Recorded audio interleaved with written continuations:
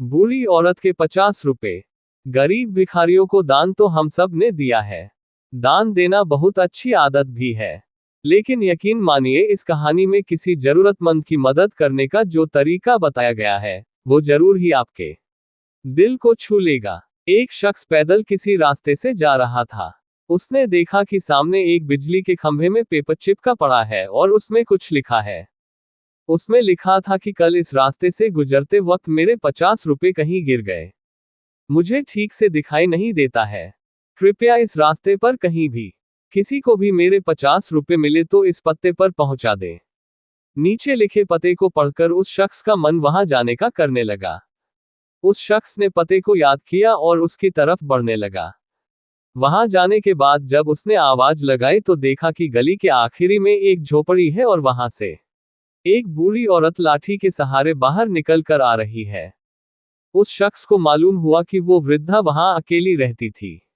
बूढ़ी औरत के सामने आने पर उस शख्स ने उससे कहा कि माँ जी, आपके 50 रुपए जो गिरे थे वो मुझे मिले हैं।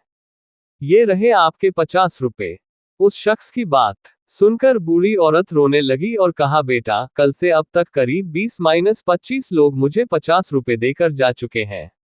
बेटा, मुझे ठीक से दिखाई नहीं देता। मुझे पढ़ना लिखना भी नहीं आता है। ना जाने किसने मेरी हालत देखकर मेरी मदद के लिए ऐसा किया है।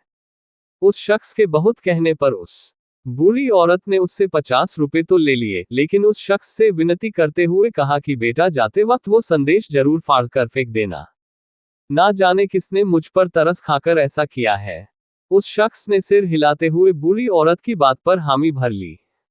थोड़ी दूर जाने के बाद वो शख्स सोचने लगा कि आखिर मुझसे पहले आए उन 20-25 लोगों को भी तो उस बूढ़ी औरत ने वो संदेश फाड़ने को कहा होगा, लेकिन किसी ने उसे अब तक फाड़ा नहीं है।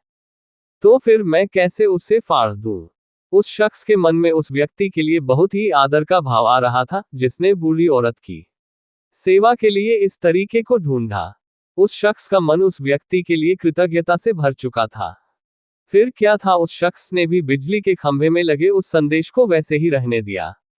दोस्तों, इस कहानी से हमें यही सीख मिलती है कि हमारे मन में सिर्फ कर्म करने की इच्छा होनी चाहिए। मदद के तो अनेकों तरीके हैं। अगर हमारे अंदर किसी की मदद करने की इच्छा हो तो हम किसी ना किसी रूप में भी जरूरतमंद की सेवा कर सकते हैं। अगर आपको स्टोरी अच्छी लगी हो तो लाइक, कमेंट और चैनल को सब्सक्राइब जरूर करें। धन्यवाद।